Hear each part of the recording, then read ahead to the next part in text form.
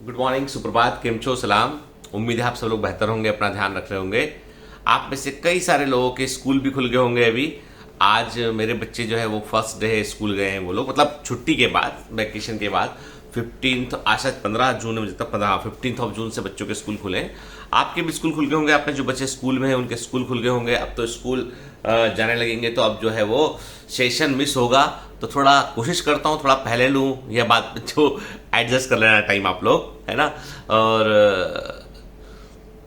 After a long gap जो है वो सारा कुछ स्कूल्स जो है, क्लासेस सब शुरू हो चुका है। तो कई बार जो है अब दिमाग में लोगों के आता है कि भाई कि हमें ऑनलाइन पढ़ना चाहिए या नहीं पढ़ना चाहिए। तो देखो बेटा, ऐसा है कि ऑनलाइन हमेशा से, ऑनलाइन जो है ना वो एक ऑप्शन प्रेजेंट था हमेशा से, ठीक है।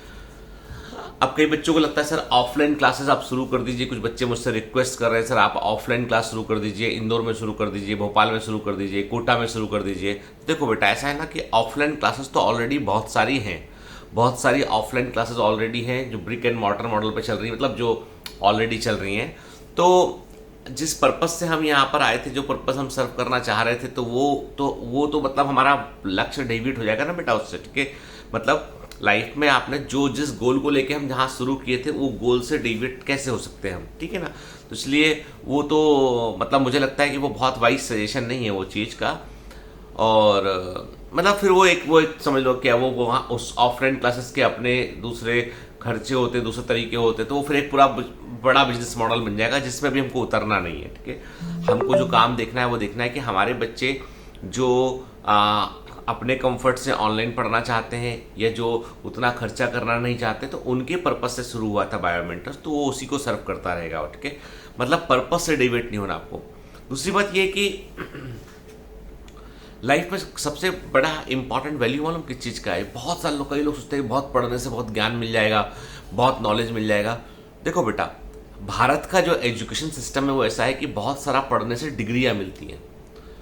You may have so many degrees, मतलब मैंने तो बहुत लोग देखे हैं जिनके पास बहुत सारी डिग्री हैं, लेकिन जब ग्राउंड रियलिटी में जब लोग काम करते हैं तो वहां पर दिक्कत आती है। मैंने देखा बहुत ज़्यादा पढ़ लिखने के बाद में आपके पास डिग्री, आप बड़े बड़े एकेडमिक्स हो जाते हैं आपके पास में, लेकिन जो है प्रैक्टिकलिटी जो है उसकी कुछ नहीं रहती है। तो डिग्री का सफलता से संबंध बहुत कम है। मैं क्लियर कर दूं कि बहुत सारी बड़ी बड़ी डिग्रियों से आपको बड़े बड़े ओहदे मिल सकते हैं, पर उन ओहदों पर आप कितने सफल हैं ये आपकी पर्सनालिटी पर, आपके कॉमन सेंस पर डिपेंड करता है। और कॉमन सेंस का नाम कॉमन सेंस जरूर है, परंतु वो सबसे अनकॉमन होता है, वो कम लोगों में देखने मिलता है। एक बड़ा अच्छा एग्जाम्पल, मैं भी रॉबर्ट एच सूलर की एक बुक पढ़ रहा था मैं, tough times never last but tough people do, by Robert H Schuller. तो उनकी बुक में उन्होंने लिखा हुआ है, सेंट डिएगो में अल कार्टेज होटल में लिफ्ट पर्याप्त लोगों को नहीं ले जा पा रही थी। जो लिफ्ट होती है वो छोटी थी लिफ्ट। इंजीनियर्स और आर्किटेक्ट की एक टीम को बुलाया गया। वे इस नतीजे पर पहुंचे कि हर मंजिल में छेद कर कर एक और लिफ्ट लगाई जाए तथा बेसमेंट में नई लिफ्ट के लिए मोटर लगाई जाए। योजनाएं बनी, हर चीज सही हो रही थी। आर्किटेक्ट और इंजीनियर इस बारे में विचार विमर्श करते हुए लॉबी में आ गए और लगभग तय हो चुका था कि हर मंजिल में छेद कर कर एक लिफ्ट को लगाया जाएगा। एक सफाई कर्मी वहां झाड़ू लगा रहा था। उसने उन लोगों को यह कहते सुना कि वे हर मंजिल में छेद करने वाले हैं। तो सफाई कर्मी ने कहा कि सर, परंतु उससे बहुत गंदगी हो जाएगी। इंजीनियर ने कहा वो तो होगी ही, परंतु तुम चिंता मत करो, हम तुम्हारी मदद के लिए और लोगों को अपॉइंट कर लेंगे। सफाई कर्मी बोला, पर आपको कुछ समय के लिए होटल भी बंद करना पड़ेगा। उसमें कोई दिक्कत नहीं। जो इंजीनियर बोलता है उसमें कोई दिक्कत नहीं, हमने बात कर ली मैनेजमेंट से, कुछ समय के लिए होटल को हम बंद कर देंगे ताकि एक लिफ्ट और लग सके, क्योंकि एक लिफ्ट के बगैर काम नहीं चल पाएगा। सफाई कर्मी ने अपने हाथों में झाड़ू पकड़ी और कहा, आप जानते हैं अगर मैं आपकी जगह होता, इतना पढ़ा लिखा होता, तो मैं क्या करता। आर्किटेक्ट ने अकड़ते हुए पूछा, क्या करते। मैं लिफ्ट को बाहर बनाता, होटल से बाहर लिफ्ट को प्रोजेक्ट करता, बाहर लिफ्ट बनाता मैं। आर्किटेक्ट और इंजीनियर एक दूसरे को देखते रह गए। उन्होंने लिफ्ट बाहर बनाई। आर्किटेक्चर के इतिहास में यह पहली बार था कि किसी लिफ्ट को इमारत के बाहर बनाया गया था। आज जितने 5 स्टार होटल्स हैं, अधिकांश बड़े बड़े 5 स्टार होटल्स में लिफ्ट आउटसाइड लगी होती है, ग्लास की लिफ्ट होती है। मॉल्स में आप देखोगे ग्लास की लिफ्ट होती है, लिफ्ट ऊपर जाती है तो पूरा दिखाई पड़ता है कि ऊपर जा रहा है, ठीक है। ये शुरुआत यहां से हुई। अब किसने बताया है डिजाइन कि ऐसा करता बाहर से लिफ्ट लगती? सफाई कर्मी ने बताया, जो फर्श साफ करा उस व्यक्ति ने बताया। तो कहने का मतलब है कॉमन सेंस जो है ना वो बड़ा अनकॉमन है। मतलब वो आर्किटेक्ट और इंजीनियर पढ़े लिखे जरूर थे, लेकिन वो सोच नहीं पा रहे थे कि कैसे करें इस काम को, आसानी से कैसे करें। मेरे एक प्रोफेसर थे जो है एमबीए के समय में, प्रोफेसर तोलियास। तो वो इजिप्ट के प्रोफेसर थे, इजिप्ट नहीं ग्रीस के, सॉरी ग्रीस के प्रोफेसर थे वो। तो ग्रीस से वो अपना माइक्रो इकोनॉमिक्स पढ़ाया करते थे वो। तो इंडिया आए हुए थे वो पढ़ाने के लिए, हमारी क्लास लेने के लिए। तो उनसे वो बताने लगे कि भाई इकोनॉमिक्स बड़ा कठिन लगता है लोगों को, माइक्रो नहीं मैक्रो इकोनॉमिक्स पढ़ाते थे वो। मैक्रो इकोनॉमिक्स का होता था ग्लोबल इकोनॉमी, तो वो पढ़ाने आए हुए थे वो। तो बताने लगे कि भाई याद रखो, आप सच में नॉलेजेबल तब कहलाएंगे जब आपकी दादी जी आपसे कोई चीज पूछेंगी कि क्या होती है इकोनॉमी, क्या होता है करेंसी एक्सचेंज, क्या होता है ग्लोबल इन्फ्लेशन, तमाम चीजें पूछेंगी आपसे, तो आप उसका उत्तर इतनी सिंपल भाषा में दें कि वो समझ जाए, तो बोलेंगे नॉलेजेबल है। कोई भी चीज जो है वो कॉम्प्लेक्स टर्मोलॉजी को रटने से नहीं होती, सिंप्लीफाइड करके समझने से होती है।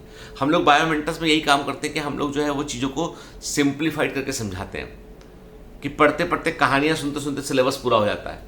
क्योंकि कारण ये है कि साइंस हमेशा समझने का है, साइंस रटने का नहीं है।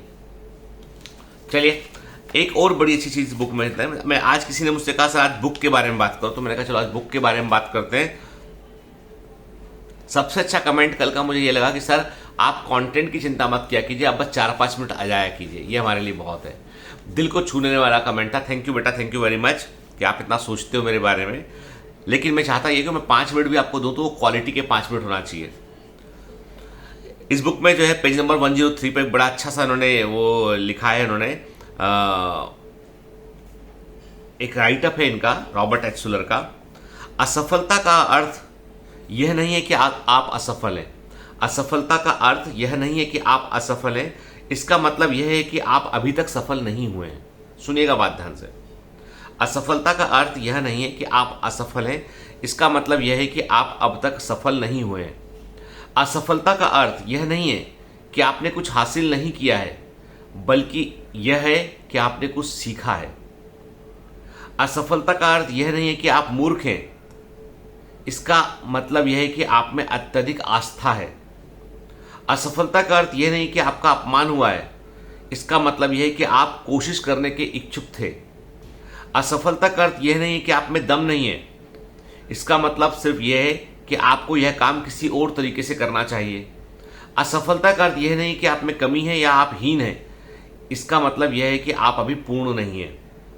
असफलता का अर्थ यह नहीं है कि आपने अपना जीवन बर्बाद कर लिया है, इसका मतलब यह है कि आपके पास नए सिरे से शुरू करने का एक कारण है।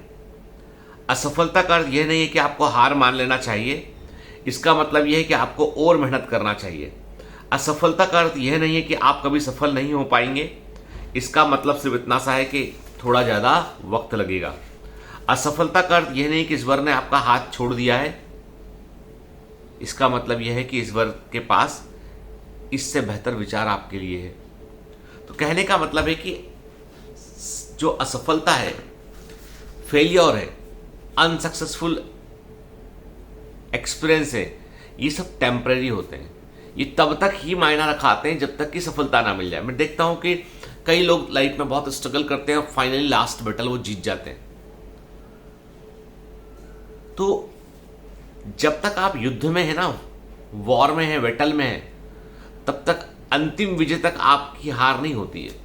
मैं हमेशा कहता हूं ना, तो आप जीतते हैं या फिर सीखते हैं, और सीखते हैं तो फिर उठ खड़े होते हैं, और उठ खड़े होते हैं फिर संघर्ष करते हैं, संघर्ष करेंगे फिर वही दो ही चीजें होंगी, या तो जीतेंगे या सीखेंगे। जीत गए तो जीत गए, और सीखेंगे तो फिर जीत के लिए तैयार हो जाएंगे।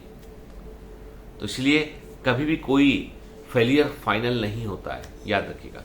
Have a great day, all the best, bye bye.